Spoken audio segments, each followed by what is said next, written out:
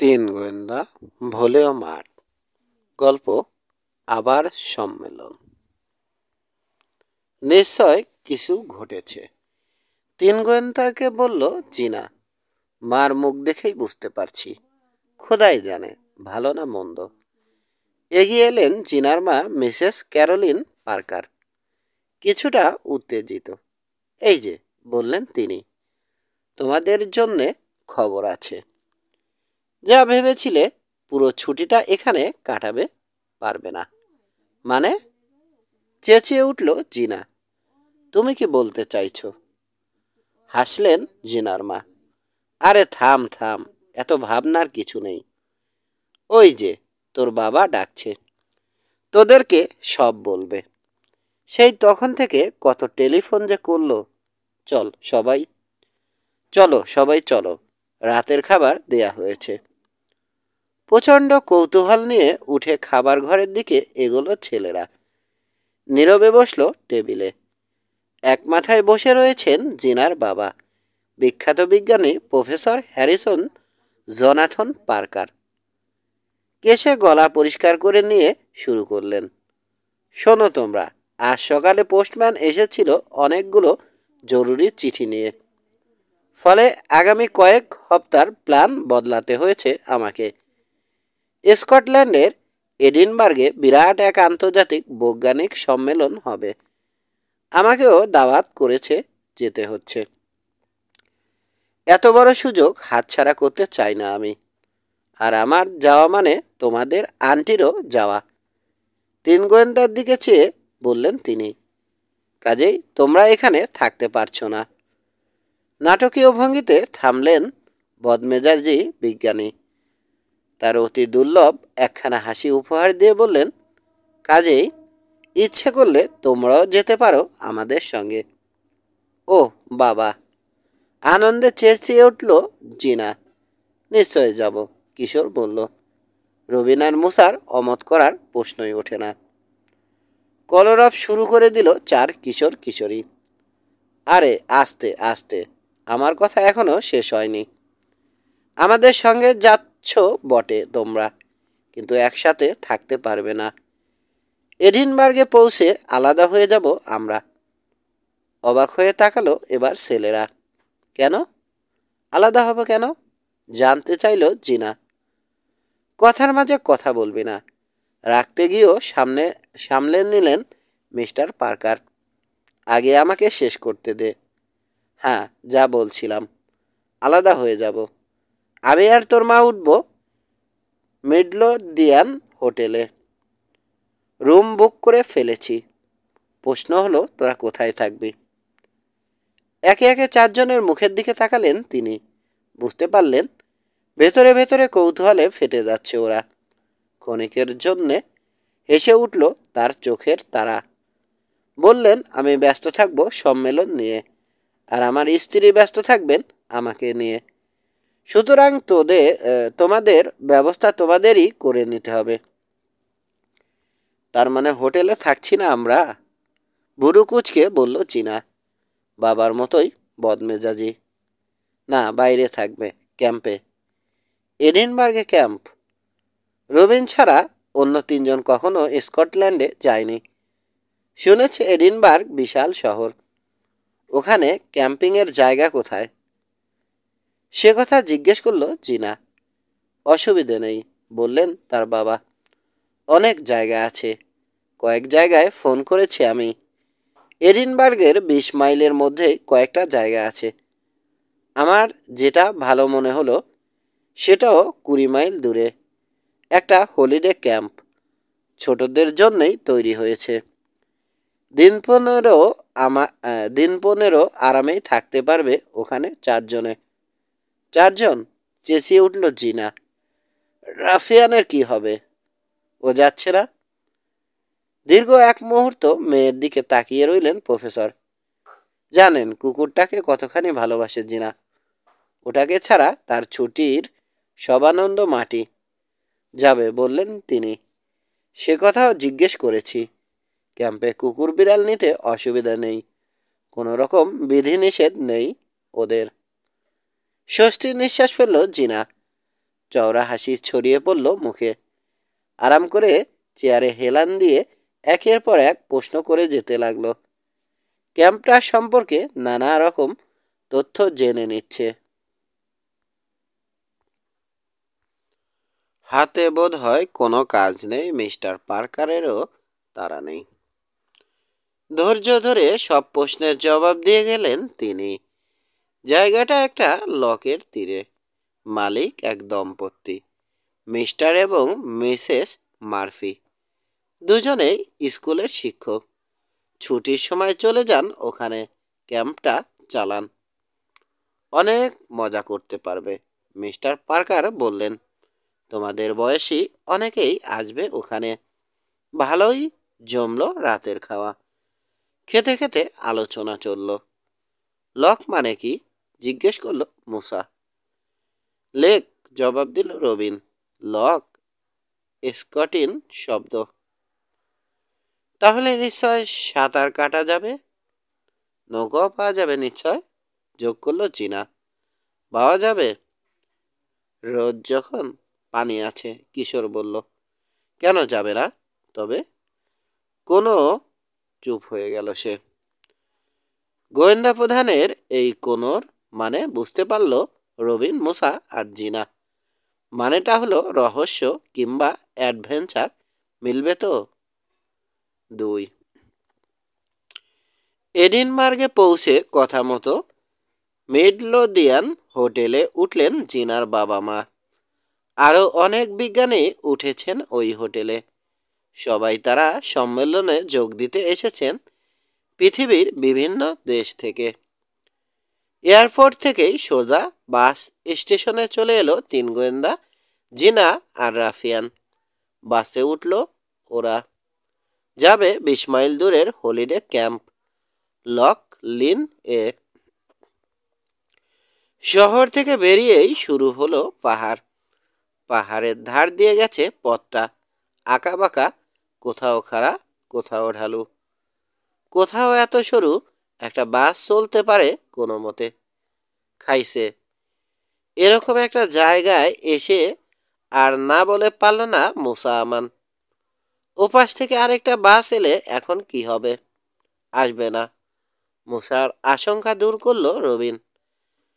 এমন ভাবে time table set করা আছে, ওপাশ থেকে এখন বাস আসবেই না। লিনহেড গ্রামে এসে বাস থেকে নামলো ওরা। স্টপেজ থেকেই ক্যাম্পটা দেখা যায়। বড় সবুজ একটা মাঠের এখানে ওখানে গাছ জন্মে আছে। গাছের ফাঁকে ছোট ছোট তাঁবু আর কটেজ। বিল্ডিংও আছে। ওগুলোতে রয়েছে ডাইনিং রুম, লন্ড্রি, গোসলখানা, পড়ার ঘর, খেলার ঘর আর স্ন্যাক বার। সোজা অফিসে এসে ঢুকলো ছেলেমেয়েরা। ওদেরকে স্বাগত জানালেন মার্ফি দম্পতি। দুজনকেই পছন্দ করে ফেলল জিনা। যখন দেখলো নির্দ্বিধায় ওরা রাফিয়ানের তুলে দেয়া সামনের ডান পায়ের সঙ্গে হাত মেলাচ্ছে। ক্যাম্পটাকে গোলমাল মুক্ত, আনন্দময় রাখার যথাসাধ্য চেষ্টা করেন ওরা। এমন ব্যবস্থা করেছেন যাতে অতিথিরা এসে এখানে বাড়ির পরিবেশ পায়। দূর দূর মনে না করে। তোমরা কুড়েতে থাকবে, বললেন মিসেস মার্ফি। তাঁবুর চেয়ে ওখানে আরাম বেশি। কোন কটেজে থাকবে বলে দিলেন। সবুজ ঘাসের ওপর দিয়ে হেঁটে চলল ওরা। দূর থেকে ওদের দিকে চেয়ে হাত নাড়ল এক তরুণ। এগিয়ে এসে পরিচয় দিল। আমি টমাস সয়ার। আরে না না, মার্ক টোয়েনের বিখ্যাত টম নই। অতি সাধারণ লোক। এখানে মার্ফিদেরকে সাহায্য করি। অ্যাসিস্ট্যান্ট, হেল্পার, যা খুশি বলতে পারো। চলো তোমাদের কুড়ে দেখিয়ে দেই। প্রথম দর্শনেই টমাসকে পছন্দ করে ফেলল 3 গোয়েন্দা আর জিনা রাফিয়ানো। পাশাপাশি দুটো কটেজ দেখিয়ে দিল টমাস। চমৎকার, বলে উঠল জিনা। রাফি, তোরও থাকতে কোনো অসুবিধা হবে না, বেশ বড়। ক্যাম্প প্রথম সন্ধ্যাটা ভালোই কাটলো। আগুনের পাশে বসে সুস্বাদু খাবার, সেই সঙ্গে একটা মাউথ অর্গান প্রতিযোগিতা। অনেকের সাথে বন্ধুত্ব হয়ে গেল, বিশেষ করে রাফিয়ানের। এক এক এক এক করে সবার সঙ্গে পা মেলালো সে। অবশেষে ঘুমানোর জন্য কুড়েতে ফিরে এলো ওরা। শুয়ে পড়ল চারজনে। কুকুরটা শুলো জিনার বিছানার পাশে মাটিতে। ভালোই, কি বলল কিশোর। গোবেল দ্বীপে ভালোই, কি বলল কিশোর। গোবেল দ্বীপের চেয়ে কোনো অংশেই খারাপ না, খালি যদি মুসার ভবিষ্যৎবাণীটা ঠিক হয়ে যেত। ভবিষ্যৎবাণী? হাই তুলতে তুলতে জিজ্ঞেস করলো রবিন। কিসের বাণী? ওই যে প্লেনে বলল না, রহস্য টহস্য কিছু একটা পেয়েও যেতে পারি। আচ্ছা কিশোর, মুসা বলল। এই রহস্যের ব্যাপারটা এক মুহূর্তের জন্যও মাথা থেকে নামাতে পারো না তুমি? সুন্দর একটা নিরাপদ ছুটি কাটিয়ে গেলে ক্ষতি কি? কোনো রহস্য না হয় নাই থাকলো। তাহলে এতদিন কি করে কাটাবো? খালি খেয়ে আর ঘুরে বেরিয়ে? ওসব করেও লোকের সময় কাটে, কাটে না? শুধু খেয়ে আর ঘুমেও তো কাটে কত লোকের জীবন। ওটা কোনো লাইফ হলো? এখন আর তোমার সঙ্গে তর্ক করতে চাই না, আমার ঘুম পেয়েছে। সশব্দে হাই তুলল মুসা। সবাই ক্লান্ত ওরা। দেখতে দেখতে ঘুমিয়ে পড়ল। পরদিন রোজ ঝলমলে এক সকাল। উঠে কাপড় পরে বেরোলো ওরা। হাত মুখ ধুয়ে নাস্তা খাবে। ডাইনিং রুমে টেবিলে বসেই খাবার খেতে হবে, এরকম কোনো বাধা ধরা নিয়ম নেই ক্যাম্পের। নির্দিষ্ট টেবিলেই সবসময় বসতে হবে, এই নিয়মও নেই। এতে একটা সুবিধে হলো, যার যখন যেখানে ইচ্ছে বসছে। খুব তাড়াতাড়ি বন্ধুত্ব হয়ে যাচ্ছে নতুন ছেলে মেয়েদের সঙ্গে। চিনে নিচ্ছে একে অন্যকে। আগের রাতে যাদের সঙ্গে পরিচয় হয়েছিল তারা ছাড়াও নতুন কয়েকজনের সঙ্গে ওদের পরিচয় হলো এই সকালে। তাদের নাম জেনি, নিনা, বব, হ্যারি, ডিক, হ্যাকল আর মারিয়া। 7 থেকে 17 বছরের মধ্যে ওদের বয়স। হাসি খুশি, কেউ মুখ গোমরা করে নেই। না, জায়গাটা সত্যি ভালো। আরেকবার ভাবলো 3 গোয়েন্দা আর জিনা। সবাই ভালো এখানে, বলল মুসা। না না, মাথা নাড়ল কিশোর। ওই যে ওই ছেলেটাকে আমার মোটেও পছন্দ হচ্ছে না। তাকালো অন্য 3জন। 17 বছরের এক তরুণ, চেহারা সুন্দরী বলা চলে, চোখে মুখের শয়তানি ভাবটা বাদ দিলে। ঠোঁট দুটো অসমান, নিচের ঠোঁটটা বেশি বেরিয়ে আছে। আর কথা বলার সময় যার সঙ্গে বলে সরাসরি তাকায় না তার দিকে, তেরছাভাবে তাকায়। এটা আরও বেশি খারাপ লাগে। ঠিকই বলেছ, মাথা দোলালো রবিন। ওকে আমারও ভালো লাগছে না। আমারও না, জিনা বলল। চেহারা দেখে কি আর সব সময় সব কিছু বোঝা যায়? তর্ক করার জন্যে নয়, কথাটা এমনিই বলল মুসা। ওই টেবিলে আরেকটা ছেলে বসেছে, বব। 3 গোয়েন্দার নিচু স্বরের কথাও তার কানে গেল। পাশে কাত হয়ে আস্তে করে বলল, কিশোর ঠিকই বলেছে, কেউ পছন্দ করে না ওকে এখানে। ওর ভালো নাম সেটিনার ইকি। কোন দেশি জানি না, জার্মান কিংবা পুলিশ হবে। কথায় করা বিদেশি টান। একা একা থাকে, কারো সঙ্গে কথা বলে না, বন্ধুত্ব করে না, কাউকে কোনো ব্যাপারে সহায়তা করে না। এসব ক্যাম্পের নিয়মের ব্যতিক্রম। কে পছন্দ করবে ওকে? হ্যাঁ, নামটাও বিচ্ছিরি, বলল ববের পাশে বসা মারিয়া। সুন্দরী, কোকড়া কালো চুল। ওই দেখো না, কতগুলো খাবার নিয়ে বসেছে। এভাবে খায় কেউ? আমিও বেশি খাই, এসে বলল মুসা। প্লিজ আমাকে কিছু বলো না। আরে না না, আমি সে কথা বলছি না। অপ্রস্তুত হলো মেয়েটা। আমি বলছি খাচ্ছিস খা, একটু ভদ্রভাবে খা না। ওরকম গপ গপ করে জানোয়ারের মতো, আর ওর কাজ কারবারও কেমন যেন রহস্যময়। রহস্যময় শব্দটা শুনেই কান খাড়া করল কিশোর, আর চোখে তার দিকে চেয়ে হাসল রবিন। মুসার জিনার দিকে চেয়ে চোখ টিপল, খেয়ালই করল না যেন গোয়েন্দা প্রধান। চিন্তিত ভঙ্গিতে সেটির দিকে চেয়ে নিচের ঠোঁটে চিমটি কাটল একবার। পরের 2 দিনে হলিডে ক্যাম্পের ছেলেমেয়েদের সঙ্গে আরও সহজ হয়ে এলো 3 গোয়েন্দা আর জিনা। খুব উপভোগ করছে। বেশিরভাগ সময়ই বাইরে বাইরে কাটায়, আশেপাশের গ্রাম অঞ্চলে ঘুরে বেড়ায় কিংবা লকে চলে যায়। ক্যাম্পে যারা এসেছে সবাই সৎ, ভালো, খেলাধুলা আর পড়াশোনায় আগ্রহী, একমাত্র সেটি বাদে। সে আসলেই বদ, ব্যবহার খারাপ। তার চেয়ে বয়সে ছোটদেরকে তো পাত্তাই দেয় না, বড়দের দিকেও কেমন একটা নাক উঁচু ভাব নিয়ে তাকায়। একদিন খেলায় ব্যস্ত বাচ্চারা, 3 গোয়েন্দা আর জিনা বসে বসে দেখছে। এই সময় সেখানে এসে হাজির হলো সেটি। বাচ্চাদের দিকে চেয়ে এমন একটা ভঙ্গি করলো যেন অযথা সময় নষ্ট করছে ওরা। আরেকদিকে চেয়ে হাঁটতে গিয়ে রবিনের পা মারিয়ে দিল। এই মেয়ে, বলে উঠল মুসা, দেখে চলতে পারো না? জবাব দিল না সেটি। মুছার দিকে একবার কড়া চোখে তাকিয়ে মুখ ফিরিয়ে হাঁটতে লাগলো, যেমন হাঁটছিল। আস্ত একটা বেয়াদব, রেগে গেল জিনা।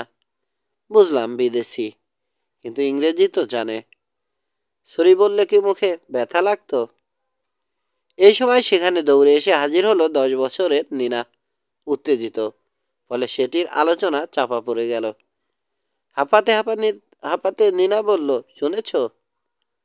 কি? জানতে চাইল মুসা। একটা বিরাট ফ্যান্সি ড্রেস পার্টির আয়োজন করেছেন মিস্টার মার্ফি। আমরা সবাই যাব। দান হবে না?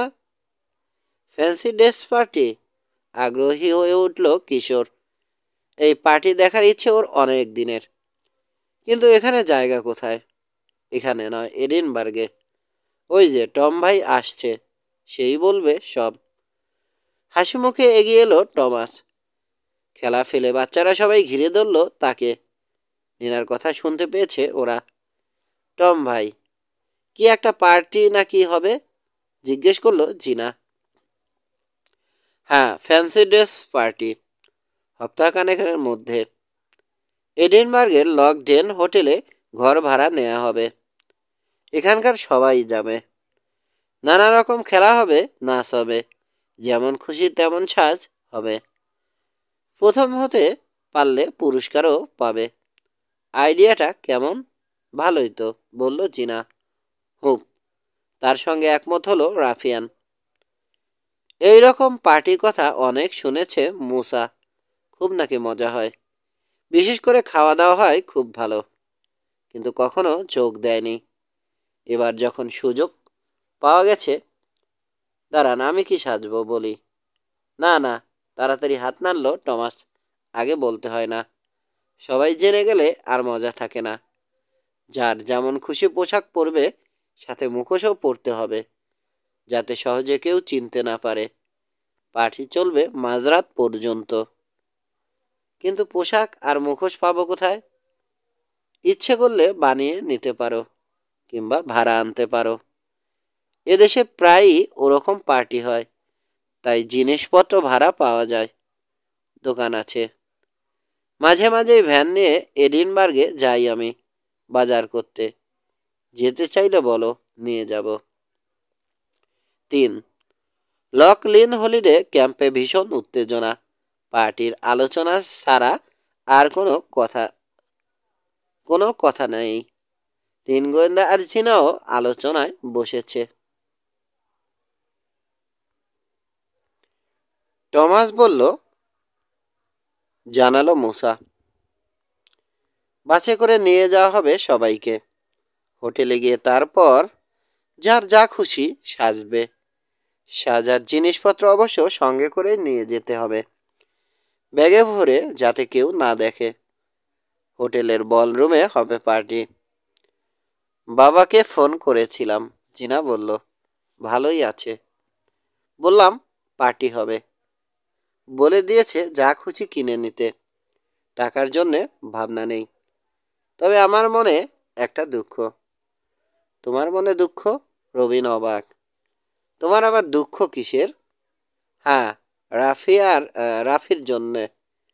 মিস্টার মার্ফি বলতে পারছেন না হোটেলে কুকুর নিয়ে ঢোকা যাবে কিনা।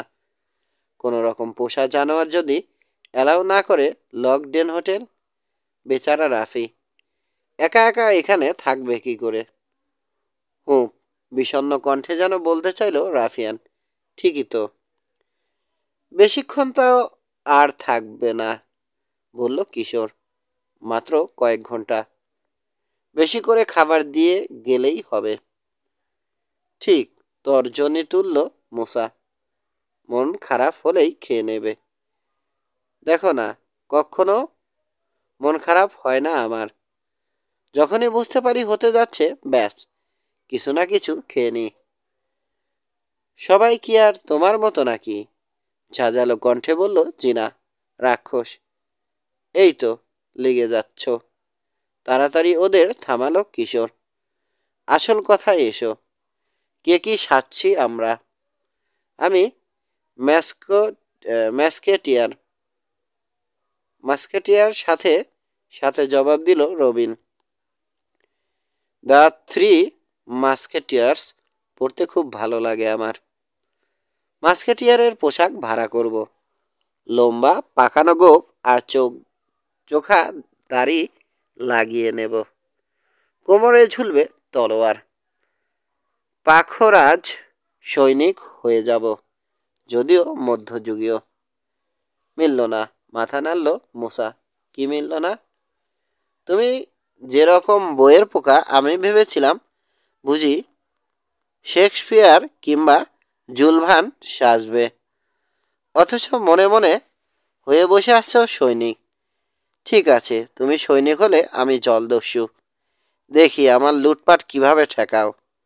মস্ত এক ভোজালি জোগাড় করে নেব।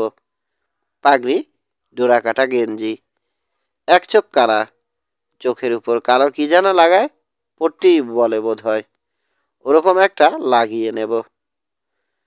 খুব মানাবে, হেসে বলল জিনা। এমনিতেই তো ভূতের মতো কালো শরীর। ভূতের শরীর কি কালো থাকে নাকি? তা জানি না, তবে মানাবে তোমাকে। যা একখান দেহ, তার উপর চোখে কালো, হি হি হি। তো কিশোর, তুমি কি সাজবে? Sherlock Holmes? না, ক্যাট বার্গলার। খাইছে, এত কিছু থাকতে শেষে মধ্যযুগীয় চোর। কেন, মন্দ কি? রবিন সাজবে মধ্যযুগীয় সৈনিক, তুমি জলদস্যু। আমারই বা চোর সাজতে দোষ কি? কালো জার্সি, কালো টাইট প্যান্ট, কালো টুপিতে ঘাড় মাথা ঢেকে থাকবে, মুখে কালো মুখোশ। হ্যাঁ, চোরের মতোই লাগবে, রবিন বলল। জিনা, তুমি কি কাউবয়? না, সামান্য লাল হলো জিনার গাল। ছেলে সাজতে আজকাল আর ভালো লাগে না। ভাবছি আমি সাজবো মেষ পালিকা। তোমরা তিনজনেই যখন মধ্যযুগের, আমিও মধ্যযুগীয়। আলখেল্লার মতো ঢোলা ফ্রক পরব, চুল বাঁধবো রঙিন ফিতে দিয়ে, তার উপর পরব রঙিন নরম হ্যাট। হয়েছে হয়েছে, আর বলার দরকার নেই, হাত নাড়ল মুসা। কল্পনায় দেখতে পাচ্ছি কেমন লাগবে তোমাকে। খালি যদি কয়েকটা ভেড়া থাকতো সঙ্গে। এ ধরনের আলোচনা ক্যাম্পের অনেক জায়গায়ই চলছে। ছোট ছোট দলে ভাগ হয়ে গেছে ছেলেমেয়েরা।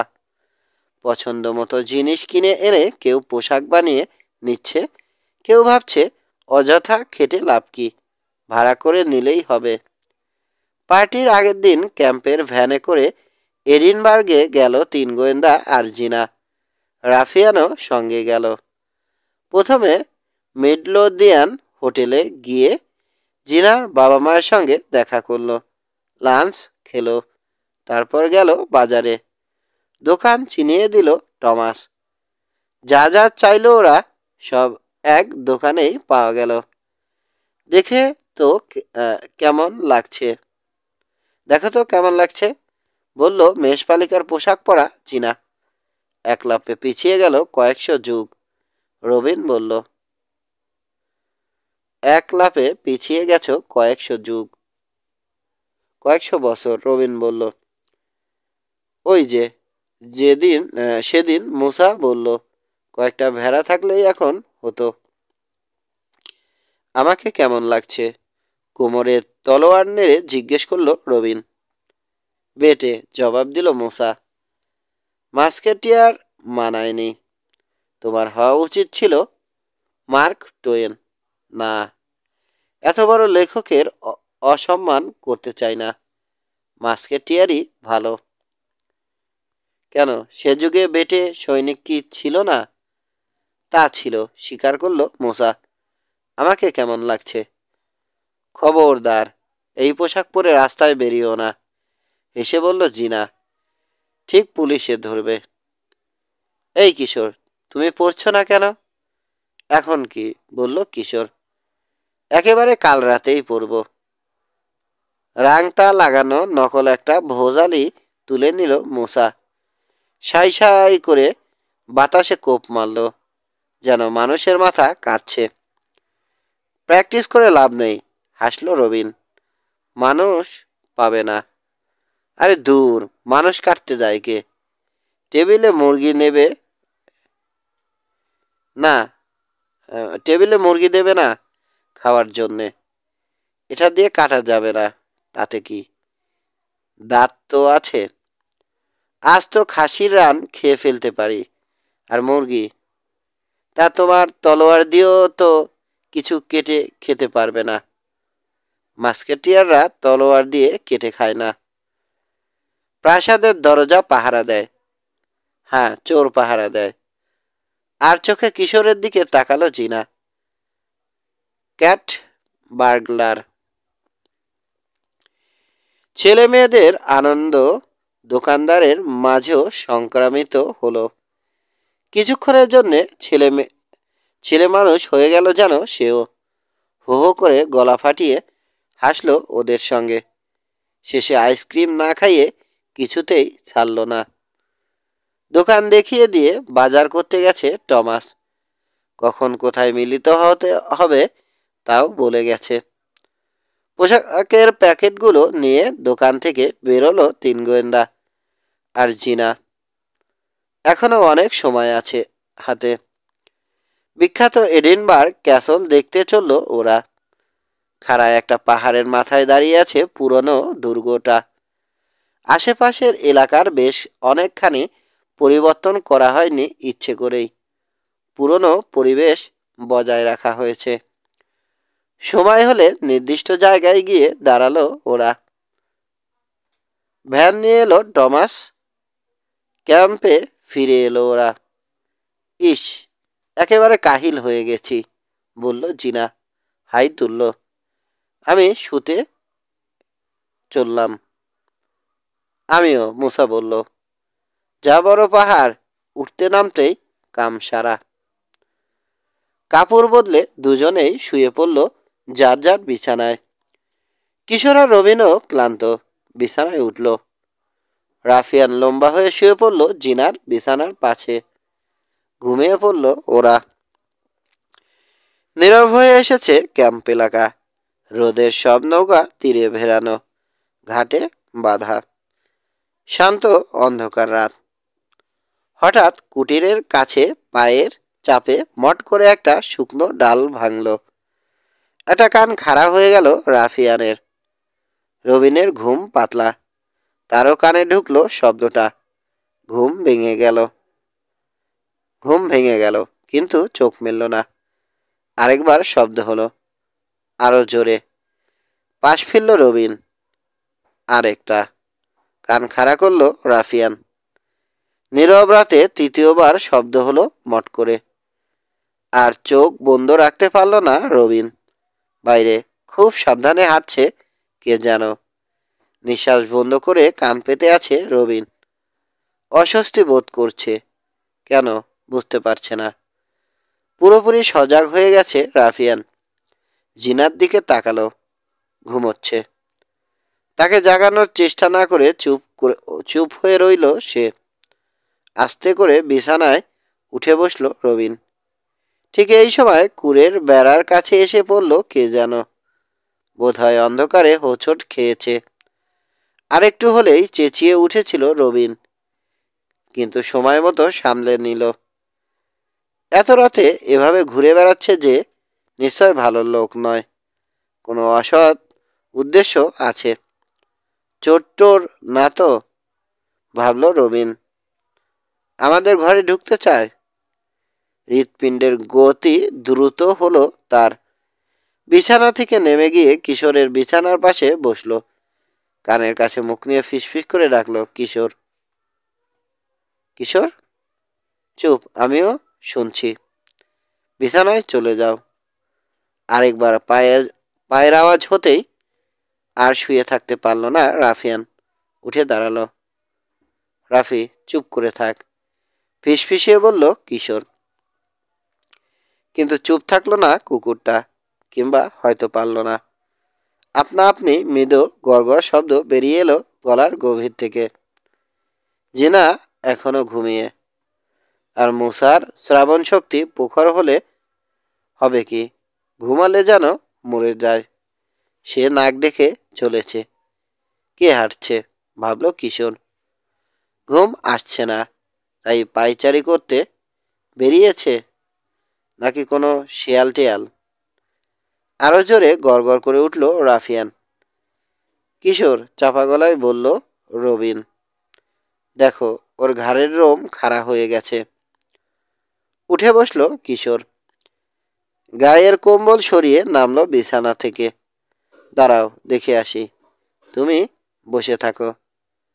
স্লিপার পায়ে গলিয়ে পাজামা পরেই বেরিয়ে এলো কিশোর।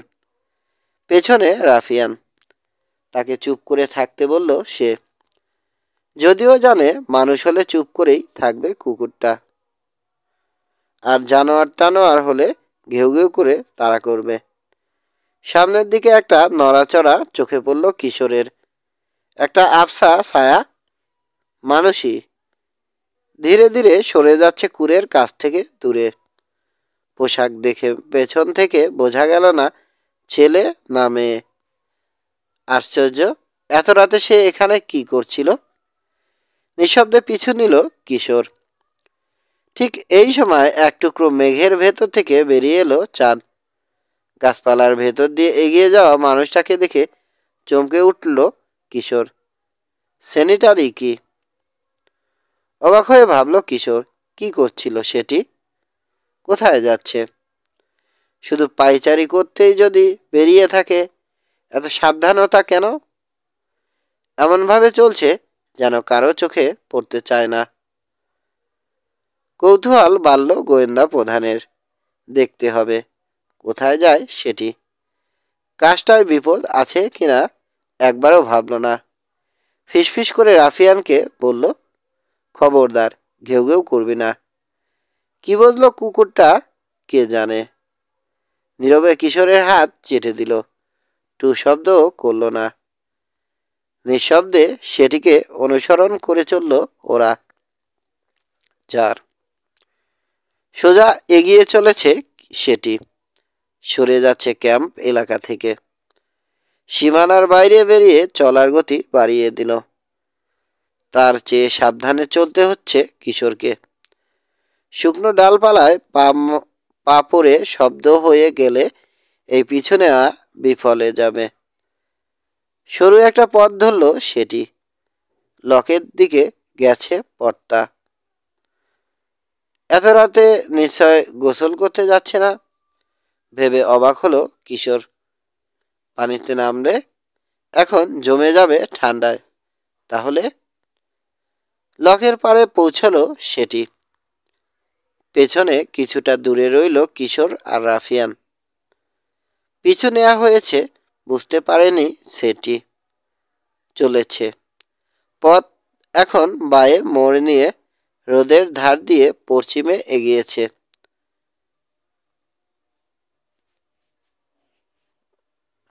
হাঁটার গতি আরো বাড়ালো।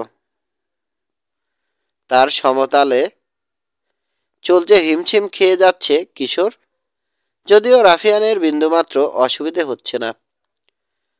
এতক্ষণ চাঁদ ছিল, হঠাৎ করে আবার ঢাকা পড়ল মেঘের আড়ালে। অন্ধকারে পথই এখন ভালো মতো চোখে পড়ে না। আওয়াজ যাতে না হয় সেদিকে খেয়াল রাখতে গিয়ে গতি কমাতে বাধ্য হলো কিশোর। খানিক পরে চেয়ে দেখল সেটিকে দেখা যাচ্ছে না, বোধহয় অনেক এগিয়ে গেছে। যা হয় হবে, দেখে ফেললে ফেলবে ভেবে দৌড় দিল কিশোর। কিন্তু অনেকখানি এগিয়েও ওকে চোখে পড়ল না। গেল কই? আনমনে বিড়বিড় করল কিশোর। আরো জোরে দৌড় দিল। তারপর থেমে গেল হঠাৎ। কান পাতল, হাঁপাচ্ছে। কিন্তু এর মাঝেও ভারী জুতোর আওয়াজ ঠিকই কানে এলো। গাছপালার ভেতর দিয়ে চলেছে, এই জন্যেই এতক্ষণ দেখতে পায়নি, এখনো পাচ্ছে না। পথে উঠে না এলে দেখতে পাবেও না তাকে। আস্তে রাফিয়ানের মাথায় চাপ্পড় দিল কিশোর। যা পিছনে, চাপা গলায় আদেশ দিল। বুঝতে পারল রাফিয়ান। মাটিতে নাক নামিয়ে শুকল। পথ থেকে নেমে গন্ধ শুকে শুকে এগোলো। তার সঙ্গে রইল কিশোর। পানির ধার থেকে সরে গিয়েছিল। মিনিট পাঁচেক চলার পর আবার পানির কাছে চলে এলো। এক জায়গায় এসে থেমে গেল রাফিয়ান। খপ করে তার কলার চেপে ধরে টেনে একটা ঝোপের ভেতরে নিয়ে এলো কিশোর। শশ, চুপ রাফি। ঝোপে লুকিয়ে বসে তাকালো কিশোর। দাঁড়িয়ে গেছে সেটি। একটা টর্চ বের করে জ্বাললো। পানির দিকে তাক করে উপরে তুলে আলোর বৃত্ত তৈরি করলো তিনবার। জবাবে অন্ধকার রোদের দিক থেকে আলো ঝিলিক দিয়ে উঠল একবার। সিগনাল। নিচের ঠোঁটে চিমটি কাটল কিশোর। গো গো করে উঠতে যাচ্ছিল রাফিয়ান। মাথায় হাত বুলিয়ে তাকে থামালো। কাকে সংকেত দিচ্ছে সেটি? কোনো চোরের দলের সঙ্গে জড়িত নয় তো? নির্জন এলাকা, লোকবসতি নেই এদিকটায়। দিনের বেলায় ঘুরতে এসে দেখেছে কিশোর। চোরাই মাল লুকিয়ে রাখা সম্ভব। হয়তো চুরি করে এনে লুকিয়েছে সেটি। এখন এসে সংকেত দিয়ে ডাকছে তার দোসরদের। মাল তুলে দেবে তাদের হাতে বিক্রির জন্যে। কি চুরি করেছে? গহনা? কোন জায়গা থেকে চুরি করেছে? এমনও হতে পারে দূরের কোনো শহর থেকে চুরি করে এনে এই হলিডে ক্যাম্পে লুকিয়েছে সেটি। পুলিশের চোখে ফাঁকি দেওয়ার জন্যে। কিছুদিন অপেক্ষা করেছে, এখন বের করছে। এখনই বোঝা যাবে আসলে কি করেছে। চুপ করে বসে রইল কিশোর। মোটর বোটের ইঞ্জিনের শব্দ শোনা গেল। এগিয়ে আসছে চোর। সন্দেহ হলো কিশোরের। এত সাহস! মোটর বোট নিয়ে আসছে। একবারও ভাবল না কাছেই রয়েছে ক্যাম্প। এত রাতে ইঞ্জিনের শব্দে সন্দেহ হতে পারে কারো। দেখতে আসতে পারে। হঠাৎ বন্ধ হয়ে গেল ইঞ্জিন। গভীর নীরবতার মাঝে দাঁত টেনে এগিয়ে আসার আওয়াজও স্পষ্ট শোনা গেল। তীরে এসে ঘ্যাস করে ঠেকল বোট। সেটি এগিয়ে গেল। মিস্টার ক্যাসনার। চুপ, কতবার না বলেছি নাম বলবে না? ইংরেজিতেই বলল একটা কর্কশ কণ্ঠ, তবে কথায় করা বিদেশি টান। জার্মান, পুলিশ কিংবা ইহুদি হতে পারে। দুজনের দেশ আর ভাষায় এক নয়। তাহলে ইংরেজিতে কথা বলতো না, দেশি ভাষায় ব্যবহার করত। অস্বস্তি বোধ করতে লাগলো কিশোর। এভাবে একা চলে এসে কাজটা ঠিক করেনি, কিন্তু এখন আর ভেবে লাভ নেই। চুপ করে বসে থাকতে হবে আর কি, ওরা যতক্ষণ না যায়। নিচু কণ্ঠে কথা বলছে দুজনে, সব শোনা যাচ্ছে না। ভালো মতো শুনতে হলে আরো কাছে যেতে হবে, কিন্তু যদি ধরা পড়ে যায়।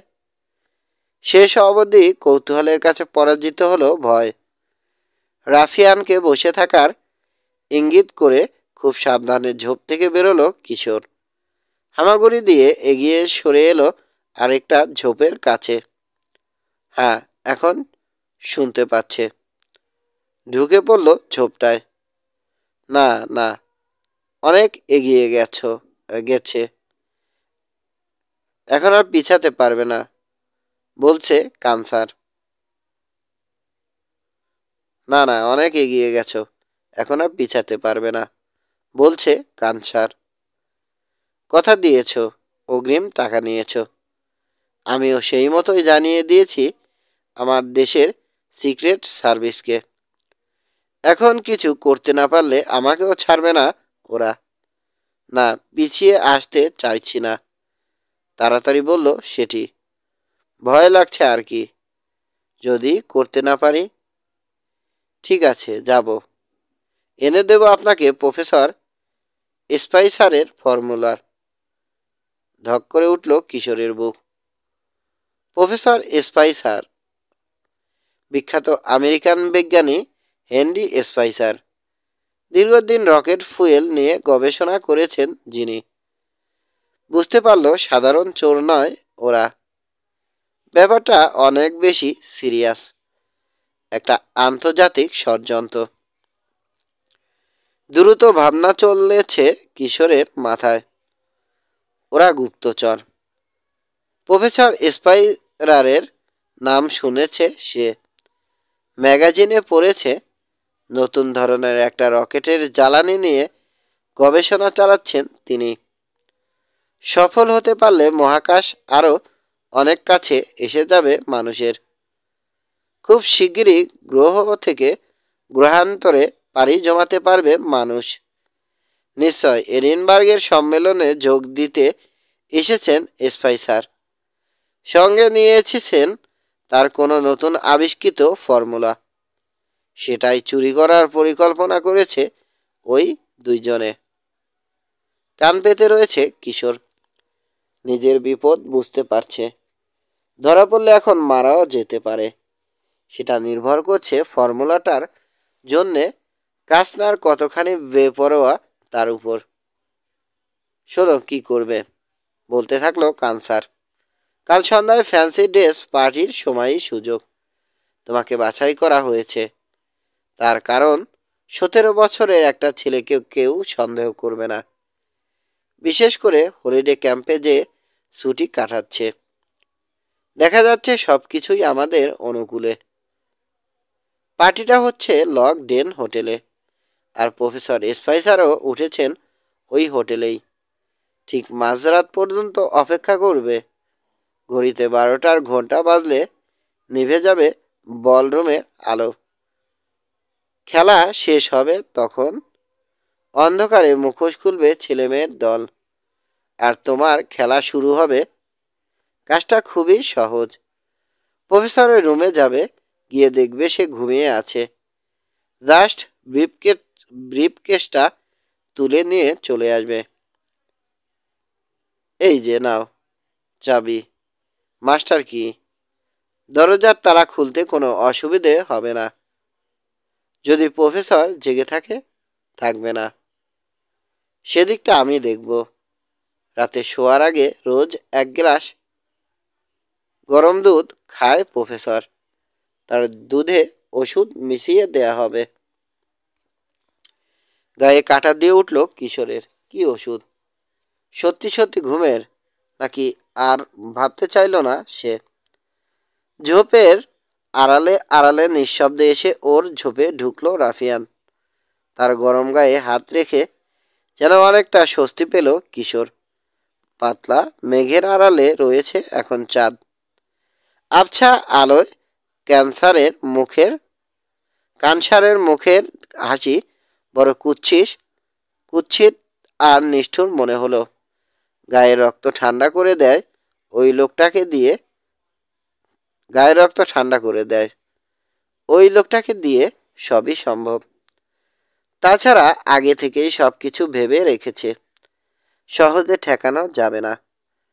ফর্মুলাটা হাতে পাওয়ার জন্যে মানুষ খুন করতেও বাঁধবে কিনা সন্দেহ। সেটির সন্দেহ গেল না। প্রফেসরের রুমে তার ব্রিফকেস না থাকবে আমি শিওর। খুব হুঁশিয়ার লোক, খুঁতখুঁতে, কাউকে বিশ্বাস করে না। ফর্মুলাটা কিছুতেই হোটেলের ম্যানেজারের কাছে জমা দেবে না, সেফে রাখার জন্যে, দিয়ে শান্তি পাবে না। ওর স্বভাব চরিত্র সম্পর্কে ভালো মতো খোঁজখবর নিয়েছি আমি। জরুরি কাগজপত্র সবসময় কাছে কাছে রাখে, হাতছাড়া করে না। একটা ব্রিফ কেস সে ভরে রাখে, যেখানেই যায় নিয়ে যায়। শুনে মনে হচ্ছে আমার জন্য সব কিছু তৈরি করে রেখেছে। তিক্ত কণ্ঠে বলল সেটি। তাহলে আর কি, গিয়ে খালি নিয়ে আসা পারবো? গুড, বলল কানসার। ব্রিফকেসটা নিয়েই বেরিয়ে পড়বে হোটেল থেকে। এক মুহূর্ত দেরি করবে না। সদর দরজার বাইরে একটা কালো গাড়ি থাকবে, ইঞ্জিন চালু। সোজা উঠে বসবে ওটাতে, ঠিক আছে? হ্যাঁ, মাথা দোলালো সেটি। ঘুরে নৌকার দিকে চলল কানসার। সঙ্গে সঙ্গে গেল সেটি। আর কিছু বলল কি না ওরা শুনতে পেল না কিশোর। অবশ্য আর কিছু শোনারও দরকার নেই, যা শুনেছে তাই যথেষ্ট। বসে রইল স্থির হয়ে। সেটির পিঠ চাপড়ে দিয়ে গিয়ে বোটে উঠল কানসার। দাঁড় ফেলল পানিতে। আরো কিছুক্ষণ এরকম দাঁড়িয়ে রইল সেটি। বোটটা অদৃশ্য হয়ে যেতেই ঘুরল। ফিরে চলল যে পথে এসেছিল সে পথে। চলে গেল কিশোরের সামনে দিয়ে, তাকে দেখেনি। সেটির পিছু নেওয়ার আর দরকার নেই। কাজেই বেরোলো না কিশোর। অযথা ঝুঁকি নেয়ার কোনো মানে হয় না। বসে রইল আরো কয়েক মিনিট, তারপর উঠল। কুড়েতে ফিরে দেখল তার দেরি দেখে অস্থির হয়ে উঠেছে রবিন। লাফ দিয়ে নেমে এলো বিছানা থেকে।